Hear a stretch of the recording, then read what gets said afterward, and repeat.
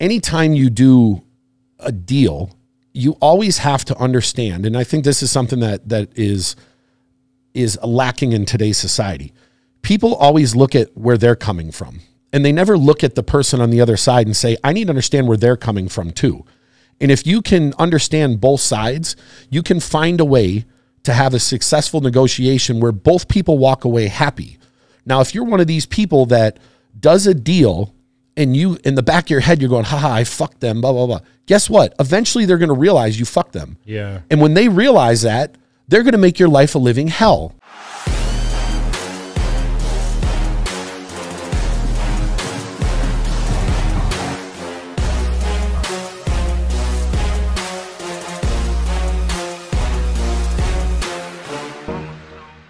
All right, so we are live, episode 37. Let's talk here a little bit. I didn't know you took the title of the athlete rep. No, somehow, some way. What a way to start off the podcast. Yeah, you don't even say anything. You just go right to the right to the online. No, it's kind of funny because we're kind of talking about, doing a little episode, and I said, man, we need to talk a little bit about all this controversy right now with athlete rep, because years ago, this was a huge thing. This was like 2002, 3, somewhere around there. Yeah. I remember Sean Ray was on the message boards talking about becoming an athlete rep, and the athletes needed a union and this, that, and the other.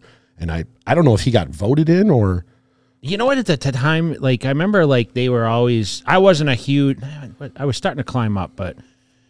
people weren't hounding me about, hey, what's your opinion on this and that? Because I was kind of establishing myself, right? I mean, I was kind of a self-promoter, and that's the crazy thing about bodybuilding is we don't work with agents. No. And when you talk about athlete reps of our organization, we're not a union, and they wanted to form a union, if you remember. I do. I remember. And there was all this talk about it, and people complaining about, what was wrong, what wasn't, and that's just weird. I don't know. Keep going. And that's weird. We're here. There's some shadow coming up to the door, shaking the door. Yeah, I don't know who this is though. I wonder if he watches a podcast. Well, I don't know if he was supposed to meet Larry or I don't know who it was. But that's funny though. I hope he watches a podcast and be like, damn, I'm the guy that went and fucking went on. Just make sure. Oh, you know what? I think it might be the toilet guy. Should we put it? It is, yeah. Pause put it on pause. Yeah. We're back in business. All right, sorry. We had a guy coming to fix something in the office. So I was talking about early 2000s. We had a lot of people that were unsatisfied with the way that they were handled. If that makes sense. So do you remember a little bit about that? Yeah, I mean, I remember a certain portion of it. I remember Sean Ray was talking about it. He was talking about the prize money and the judging criteria. Okay, and stuff yeah. Like that. So it fell around. Yeah. It fell around the judging and alternating judges, and it fell around guys not getting paid at the Olympia because not everyone got money that was in the top. It was only the top 10, 16. Right? Yeah, a lot of guys walked away with no money, and I was one of those guys. First Olympia, I didn't make anything. I finished 15 out of 16. But it's funny, I talk a lot about what the Olympia was, and we had a quick conversation today about that. There's a lot more shows, so a lot more people are getting qualified in the point system. It's difficult because, when you had a limited amount of shows and you qualified the top 3 or 5 in these contests, you did have a limited number that would go to the Olympia. And of course, you're going to have people that don't show up, right? Yeah. But now with all the divisions, the Olympia is under a huge, huge pressure point to, because they finance everyone to come in, right? It's got to be a huge number if you're flying in, especially the European people or international. We have a ton of stars now coming from Middle East. What is there, 9 divisions? Yeah. So you got to fly in all these people, and this year particularly, it's not a 12-month season. It's 15 months because the Olympians in December compared to last year was it October, I think. So you have extra time that more people are going to qualify. So you could hypothetically, if you won the Romania last year, you qualified for Olympia last year or this year. And if you win Romania this year, you're going to qualify for the same Olympia. So 2 people can qualify from the same show, and the Olympia has to absorb that. Yeah. That's a huge cost. It's a big cost. Yeah, so back in my era, man, we had like Arnold Classic Night of Champions. Like they had a Toronto show. They had San Francisco. Yeah, San Francisco Ironman. But it was like you had a season, and then you had mid-season, which was like the Night of Champions, which is now New York Pro, and then you'd have basically like the fall would be the Olympia, September. And so then a tour afterwards. Yeah, and they wouldn't have shows like the Tampa Pro or these places that you could qualify last minute, right? Texas, California. There's like 7 or 8 shows in Europe this year. Yeah. There's 2 in Italy. There's 1 or 2 in Spain. There's a Hungary show. There's the Arnold UK. Dubai has a show now this year. Yeah, which is crazy, which I want to talk a little bit about that in a minute, but I want to talk a little bit. We just had the Vancouver Pro. Okay. And we have covered these shows, so I want to talk a little bit, although that lineup wasn't super deep. Ian Valliere won his qualification, right? Yep. He requalified because he was out of the top 5 last year. But he finished 7th, I think. I think 7th last year, yeah. So impressive. What do you think? Yeah, no, I mean, he did what he had to do to win. I think the shock of the show was how great Antoine looked. Yeah. Considering he had a bicep tear and he had some setbacks. But for him to come back and look as good as he did, I thought everyone thought Ian would just go wipe the floor with everybody. And he didn't wipe the floor. From the scorecard, Antoine actually scored a first-place vote against him. And I think Antoine was in his best shape ever. And, you know, there's been a lot of circumstance surrounding him. And I remember, you know, he was on a run when he won the Cal here. Remember when it was in Vegas during the pandemic stuff. And he came on strong, man. Like he was probably in the best shape he had been in. He fared very well, but I feel Ian improved a lot. Like I feel he has some body parts, and I mean, I don't know what it is. I mean, I know some people think he's closed in a little bit on his poses and not as maybe the confidence level, but I think he's getting momentum now where he realizes where he stands. I mean, he's legit, you know, one of the top contenders at the Olympia, and he's big. I mean, for his height, I mean, he was over 260. Yeah, I mean, he has a lot of knockout shots, and his condition was on point. And you know, he's one of these guys that showcases this on the internet. He's not afraid to show what he has going on, which you know I appreciate. Yeah. But at the same time, and he's super active. You know, he trains really hard, and you know, he's going to solidify himself back on the Olympia stage. Yeah, to me, it looked like he always had little areas that he had to work on, and it seems like he's kind of polished off those areas. So now I'm assuming his next show will be the Olympia. Now we'll see all that hard work that he's put in. Texas. I don't know. I'm not sure. Maybe, Texas, or I'm not sure if he is or isn't. But it looks like those little gaps that he had, he's gotten a little. He's just slowly getting better, and that's what you need to do at that top level. Where do you think Antoine improved? Besides conditioning, I think it was just more the conditioning aspect than anything, because he's a big dude. Yeah, it's not like he's giving up much size. I mean he held his own from the legs down. He was right there. His legs are crazy. He's always been great. Yeah, great legs. I think if he has another, I hope he does another show right away, because he could win. I don't know if he's doing. I didn't see his name on the Chicago list this weekend, which he should do it, because he'd have a very good chance. Who's the front runner for that contest? Andrea, I think Muncie. Okay. I would assume he's one of the front runners, because he just got second, I think. Yeah. And then show. When is Texas? And when is Tampa? Tampa is the first weekend of October. So there's 2 weeks in between. August. First week of August, yes. It's the week after the USA's, and then Texas is a week after. So in the next 4 weeks, we have 3 open pro shows. Including 5 weeks we had Vancouver. So we got a lot of shows here. So we're going to see some of these guys, you know, get more people qualified for the Olympia. You're still surprised that more people aren't jumping in these contests? Yes and no. You know, it's there's a lot of shows now, and I'm assuming guys before, where they would want to get that qualification right away, they have a lot of options now. Like we still haven't seen Kuklo, we still haven't seen Sergio. I'm sure I'm missing some other guys, but I don't think that the guys like feel the. There's Rolly. Rolly hasn't either. But I don't know if anyone has to jump in right away, where they look at it and strategically say, hey man, there's still 10 more shows this year, and whatever show I go into, I'll probably win. So maybe they're taking a little extra time, and I don't know if they're playing chess and not trying. Andrew Jack, I think, is doing Texas. Is he? And he's going to do Arnold UK also. Yeah. I don't know how well he'll do. I mean, we haven't seen him next to. I have high hopes for him, Yeah. I mean, he's got a phenomenal physique. Yeah. He's got crazy genetics. We just have to see what he looks like next to some because the Arnold UK is going to have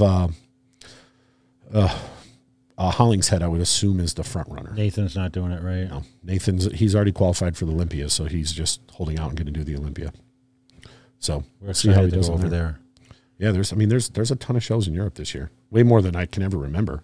Is the Yamamoto show a pro show? Yeah, there's the Yamamoto shows in September. There's another one in September in Italy.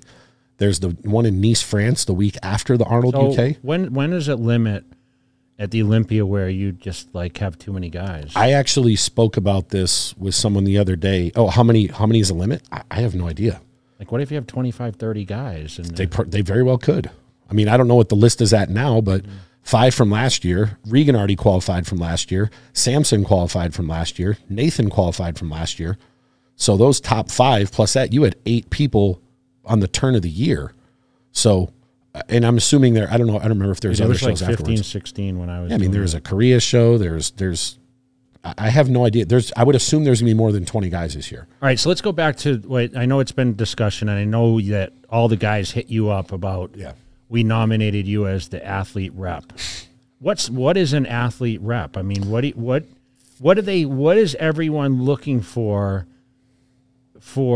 a person? Like, are they looking to go against the organization, or what do you think? Well, in my opinion, and why would they nominate you? I mean, obviously you have your finger on the pulse in the business, right? I mean, you are called Manager Matt, right? And we kind of laugh about that sometimes because, like, I called you the gambler in the beginning, right? It wasn't always Manager Matt, and you. Kind of I was always Manager Matt. Then you just didn't call me that because you were in a different field. Yes. You know, how long you had the email? The Matt at Manager Matt, probably a decade. Really? Yeah.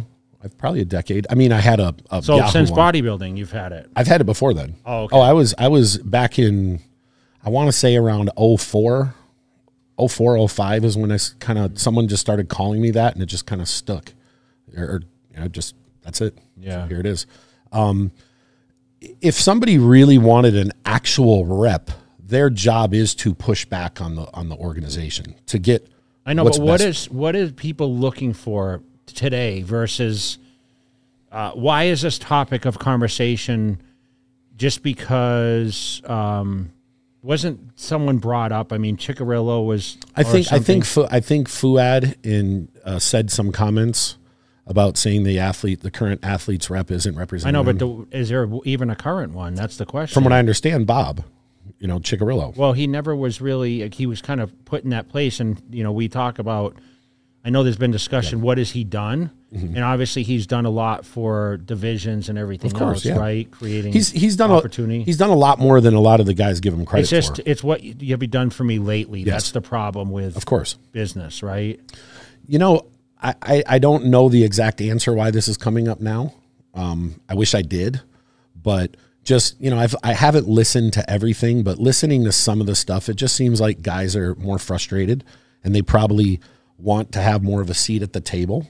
And I think with anything, if you have a seat at the table, as long as people work together, you can come up with things that the athletes want, that the organization might say, hey, they're the league might say that's a good idea, but nobody's ever brought it to them. Like that, or presented it to them. Well, I think, they were talking about the background at the shows, like it should be black instead of having like the advertisements. But that's unfortunately part of what has happened to bodybuilding. It's become more of a business than a typical bodybuilding show. I mean, I remember we'd go to these events, even the Olympia when it was at Mandalay Bay. The expo was super small. That wasn't like the whole thing was about a contest. Yeah. And we only had men's and women's bodybuilding at the time. So you came for the show, but now it's turned into vendors putting money up for sponsorships, having a bigger production, which they need. And I'm in agreement. Like, I think, someone like myself who's retired, and I looked at myself the best light. My first Olympia I won, I had a back black background on the prejudging. When I did the Ironman, I had a black background in prejudging. There's no question that a prejudging shouldn't be like, unfortunately, like at the Olympia last year, you know, it was a ton of bright lights behind the guys, right? It definitely takes away from what they are. Do you think in your, and I don't know the answer to this, but do you think in your professional opinion that the judges don't see things for what they are if there is a bunch of light in the background? I can't speak because I'm not a judge. I never want to be a judge, nor do I want to critique how a judge judges. I mean, when I was competing, I always, you know, when I won, I always thought the judges were right. And of course, when I lost, right? And let's be transparent, right? But I think, you know, listen, I mean, looking back, like the show started with a black background. Like I can understand that. But I think it's different from today versus yesterday when they were fighting for switching the judges out. I mean, you have to have experienced judges there, right? Of course. And I also think that, you know, people want to talk about health insurance. And I think people are looking for someone to bring more opportunity to them versus like, hey, man, this is kind of like you have to get after it yourself. You do. And I mean, that's one of those things where when I started out, like, granted, I was like on the position board to get a contract. Today, you're kind of on your own. Of course. The prize money's bigger than ever, especially for the first Mr. Olympia. But you need to go out there and pump up social media. I just think a lot of people are either not as tuned with social media and there's some people that just dominate in that level. I think it's just like anything else in life. You get out of it what you put into it. And there's a lot of people that see someone else's success and they ask, why don't I get that success? Instead of looking at them saying, what are you doing that's different? You know, for me, you know, I represent a decent amount of people and I represent people for a reason. The easiest way for me to describe this is I'm kind of like a fire keeper. I have all the gas in the world. I can make this fire as big as possible, but you have to have the fire going and you have to keep it burning as I put gas on it. And a lot of people come to you or they're looking at someone else's fire that's burning and saying, why can't my fire burn? Well, if I bring the gas to you and your fire's out, I can't do anything. I can't create something from nothing. You have to you have to want it more than I do. And the problem is nowadays, a lot of people don't want to put in the fucking work. And that's the truth. They don't want to put in the effort. They're lazy with what they do. And I know when I say this, people are going to get offended, but you and I talk about this all the time. Like somebody could pitch themselves to your brand or another brand, and I can look at their social media and dissect it and tell what type of person they are. Are they posting a bunch of still pictures that do nothing?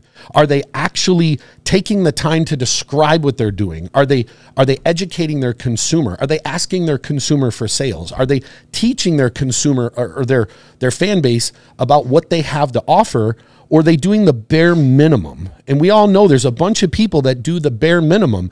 If you're one of these people that if your sponsor says post this, and if you say, text me what you want me to post, and you copy and paste it and post it, you don't have any value because that's lazy as hell. You should describe it coming from you so your fans know it's from you, so they know it's authentic. And I can say this in front of you because I watch you do it. You know, I'll send you something and you'll say, hey, what do I have to discuss? I can just send you the bullet points and then you look at the bullet points and you post something or you put some type of marketing out that reflects those points. But you never say, tell me what to post and I'll copy and paste it. That doesn't do anything. So I think there's a lot of people out there that just, they don't want to put in the work. And if you don't put in the work, you can't expect to, you know, reap the benefits from the rewards. I know, but they expect, you know, obviously someone to go to bat for them as far as, you know, these contests. I mean, you know, unfortunately with the promotional side and being a promoter myself on the amateur level, it's just really not cost effective. I mean, for, you know, some of these things to happen the way that they do, right? Yeah. I mean, we need sponsors, you know, you need production value because you need to put people in the seats. Of course. So I understand why the Olympia does what the stage that they do or whatnot. I just think, you know, for prejudging, it definitely should be a little different from the finals, meaning, you know, the prejudging is really like when the show is judged, and all eyes should specifically be on those athletes. And what's better than a black background, right? Of course. Yeah, I can't, like you said before, I can't speak on it because I'm not a judge, and I'm never going to critique a judge. I'm never going to, because I wouldn't want to be in that spot.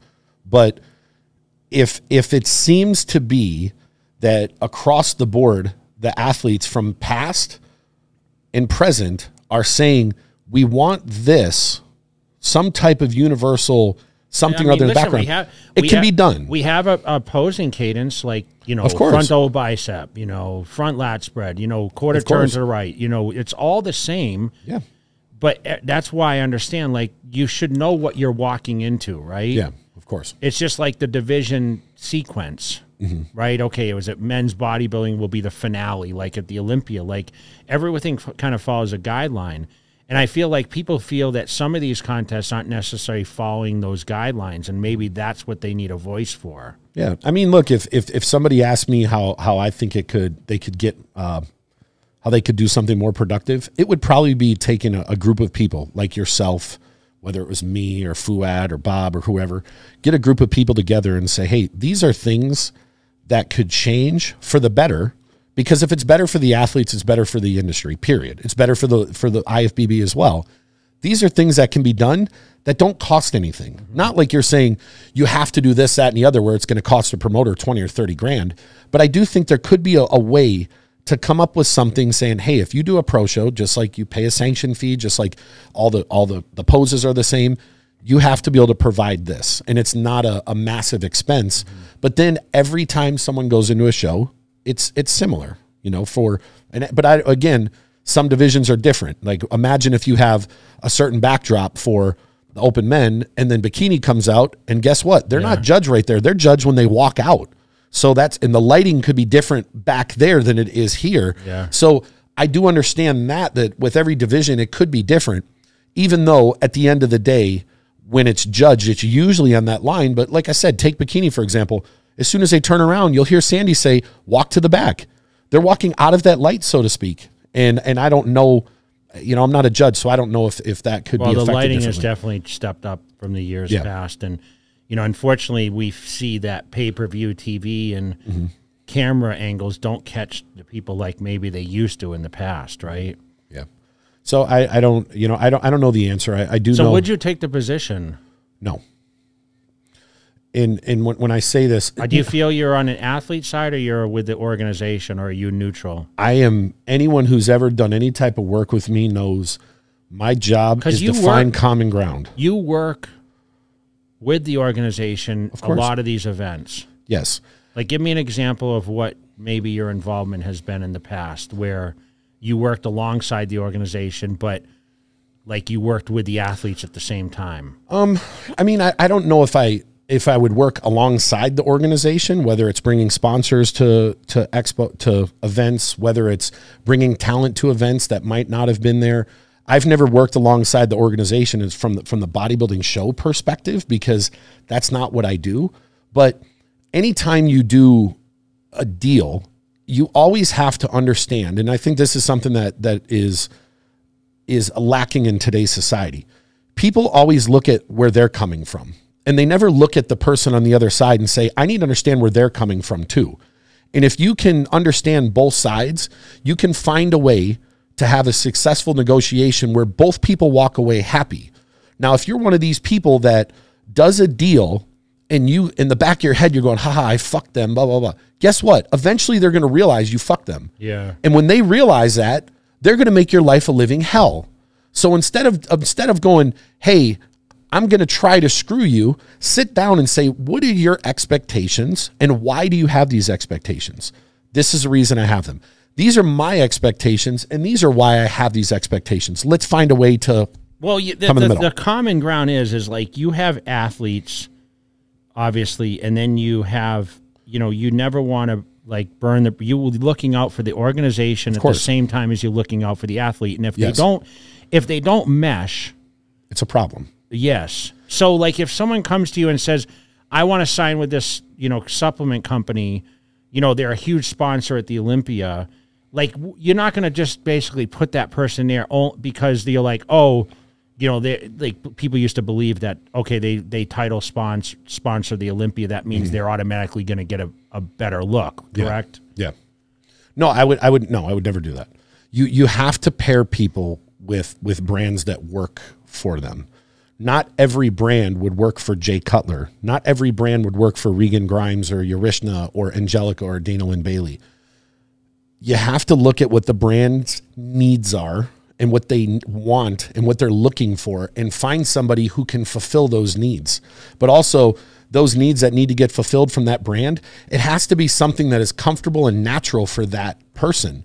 So and I kind of pride myself in this. I've been, a lot of people don't know my past from 2 industries. I've literally done thousands of contracts between the music industry and the fitness industry. I can count on one hand how many times those contracts did not reach the end. One hand. And probably 2 because of whose fault?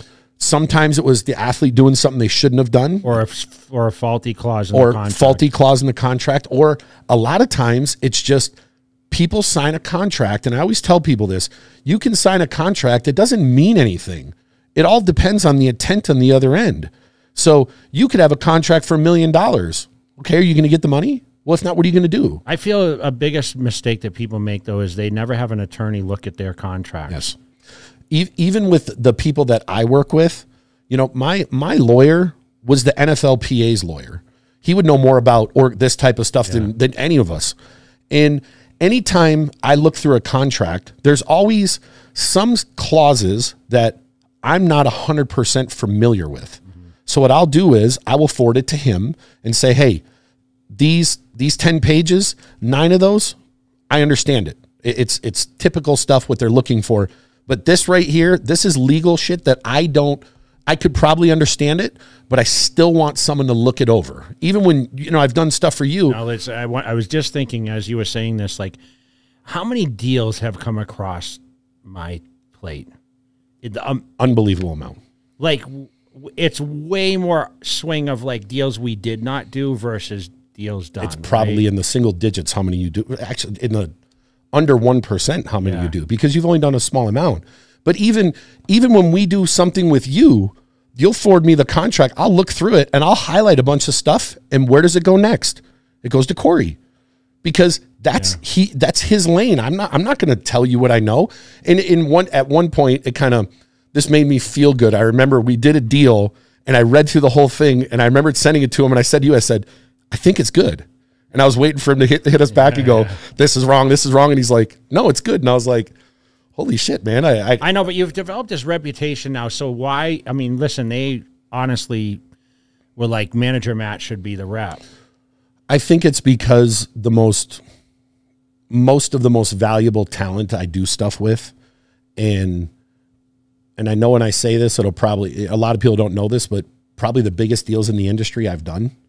And both sides are happy.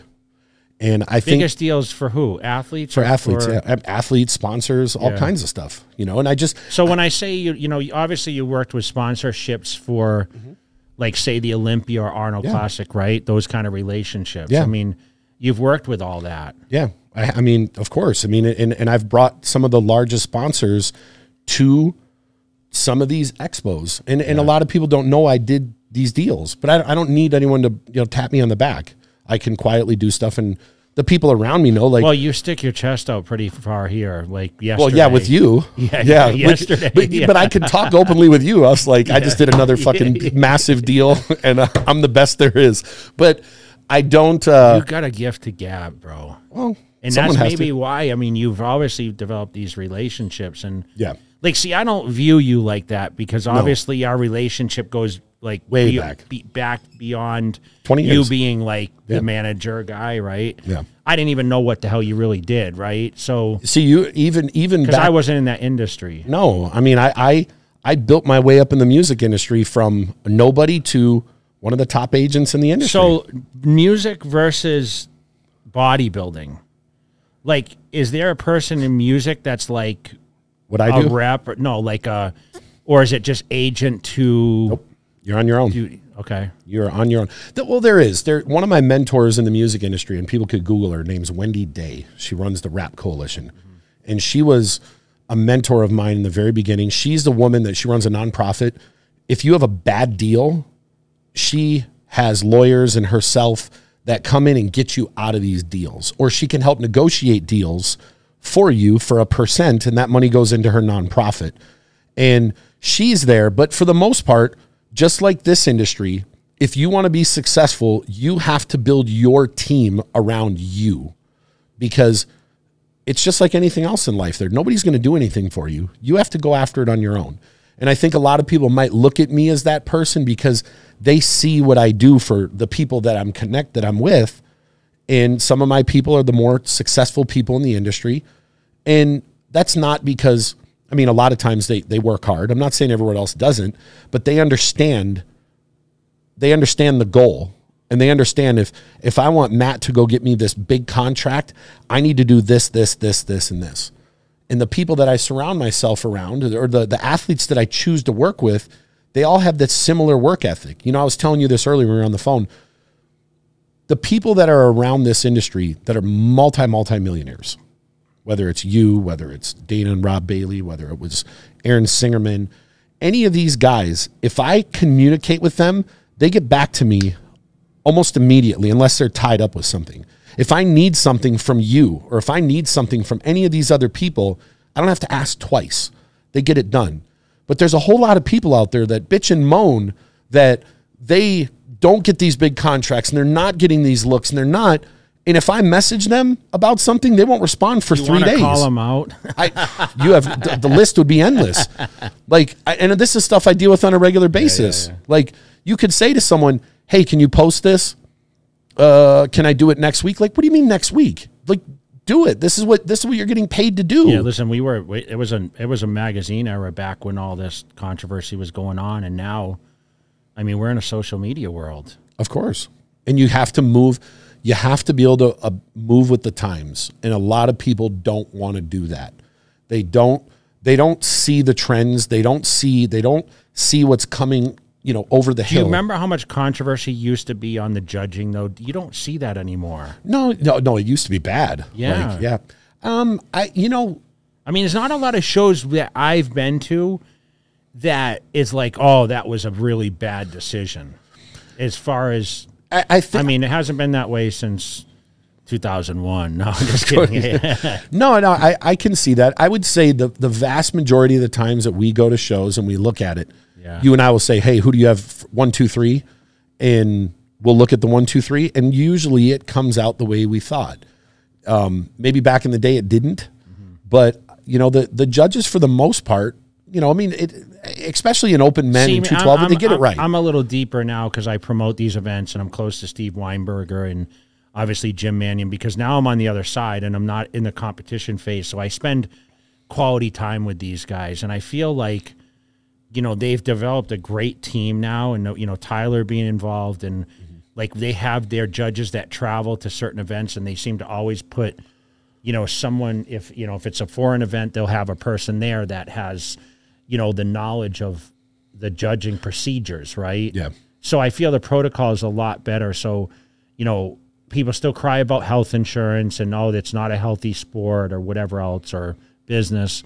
But, listen, we've always been responsible for that. I mean, of course. How many times have you been in and out of insurance, even in normal life? No, yeah. It's just part especially of it. Especially when you're a entrepreneur and you're self-employed, right? Yeah. I mean, you move from state to state. You when I moved here, I didn't have insurance for like 3 months because they couldn't get it for me because I had to get it from the Nevada Health Link, and I had to wait. And I'm like, well, can I get it now? They're like, well, you have to enroll in this time. And I'm like, so I have no insurance for 3 months. So what I did was I kept my insurance back in the last state I was in.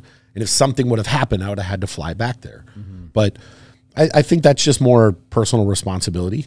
Now, could they set something up where you say, hey, well, there could be a service that says, hey, we'll give you, definitely is. I think that they actually came up with that at one point. They could, I do think you could go in, if you could go into certain company and say, hey, look, man, we got a pool of 2,000 professional athletes. what type of rates can US based, you know. Yes, US based. This wouldn't work for what type of rates can we work out? But again, what company is going to look at this and say, well, what's the average height and weight? Well, the average height is 5'9" and 290 pounds. They're going to be like, well, no, so, but I'm sure they could figure out something to do with the athletes. But I hope in the near future that a lot of the guys realize and take notes. And I always tell everyone I ever work with, I always tell them to take notes from you and take notes from Dana Lynn Bailey. And the two of you have not competed, and you're approaching a decade. I mean, I know you competed in 2013, but that was more, you did it to do almost it. A decade. Yeah, but the last time you were serious was 11 years ago in 2011. Yeah. And you're still at the top. And Dana is still at the top. And she hasn't competed since what, 2014 or 15? Yeah. And she's still at the top on the female side. And there's something you guys do. You guys are super active on your social media. You're super informative. You're constantly putting out content. I travel a lot, man. Yeah, you do. But you find a way to keep yourself relevant every day. Like you and I just got done training. We're a sweaty mess. We went to the gym and trained, and what happened while we were there? Filmed a bunch of stuff. Send it to the social media guy. Send it to you. Like we always do this. When Dana trains, like even when I go up there and visit her and Rob, I'll meet her at the gym. We're going to go train. She gets her a half hour early, and she's got a tripod set up, and she's filming stuff to put on her app. And she's doing that before she trains. Every day she does this. Yeah. So you just have full-time bodybuilding. Just walked in. Full-time. Yeah, we're recording right now. Full-time bodybuilder. It's of course. Come over here for a second. We want to get you. Come stand over behind me. Come over this way. So the full-time bodybuilder just walked in. We're talking about the athlete rep. Have you heard the news? With Bob and Fuad? Yes. Yeah, I saw that. What do you think? I don't know, man. To be honest with you, I didn't even know Bob was still doing it. I know he was. Well, he wasn't. He was never appointed. I mean, like he was. He just kind of fell into that place. Right. Yeah, because Sean used to be the first one, Ray. Yeah. And then that didn't work out, and so Bob kind of just took the place. Didn't Craig Titus try to do it back? He did. Yeah, I remember that. Really? Well, yeah, we were just saying how long ago it was, and we were just kind of talking about, because I don't know if you knew this. So on Fuad's podcast, they all text manager Matt at the same time, like, we want you to be the athlete's rep. So I'm asking him, like, okay, what do they want at this point? They want you to be the athlete's rep? Yeah. Oh, my God, wow. What a fucking nightmare I had. Yeah. I thought Fuad wanted to do it. Maybe that's, I mean, I don't know. I mean, I haven't really followed the news as much, but we always listen. You've been around it since I kind of started my reign, right? And he same time as him, really. Yeah. We've always kind of been around each other, but like the complaints, we kind of were saying that people have to kind of create their own opportunities at this point. Yeah. Wow. Okay. Yeah, that's an interesting. I don't know where it's at. I know Bob had a rebuttal, and then I don't know if Fuad answered that or not, but oh God. Yeah, so we just wanted your opinion. Right. Okay, we're wrapping up in a second, so we're going to finish up. Don't leave, though, okay? Don't leave. You know what we need to do? We need one of these episodes, we need to put the full-timer on. Yeah, Yeah, you know what? In the near future here, Dave, you're going to be one of the next guests. Okay. We need the full bodybuilding story. Like, well, he lived in the car. You know what I didn't realize, Dave? I read Ed Connor's book on the plane this weekend. His Three Musketeers. Yeah. And I didn't realize that Van Damme slept in a van. Really? Yes. I didn't realize that. They all did that. I know. And Dave came down with, how much money did you have, $400? So I had $400 US by the time I changed my money in Canada. By the time I got to the States, after a hotel and gas, yeah. He had $150 in bald tires. Right? You had bald tires. That's more than I have now. Yeah. All right, so yeah, we just wanted to, we wanted to come on and talk a little bit about this. We're going to have some really good stuff coming up. Yeah. I know that we talked about having another guest. Of course, we're going to get Dave in here I still want him to tell his story on the podcast. Yeah, no, we need story. We need the full bodybuilding story from conception to modern day. Look at that smile. He knows. We're going to get deep. So, so for episode 37, we appreciate you guys so much. You guys want to comment if you think Matt should be the athlete rep, or what he's already kind of made his decision. I think you should be the athlete rep. No, I can't. Why not? You're respected. Because you know what? I'm kind of like, I'm on the organizational side. Yeah. So, and I had to fend for myself. So I really don't want to have to say, you know, oh, they need a spokesperson for this. I mean, you had to kind of create your own opportunity. But please comment below, share the video, make sure you like, and also subscribe. So yes, sir. Check it out. Just in time. No, we left it open because the guy just came to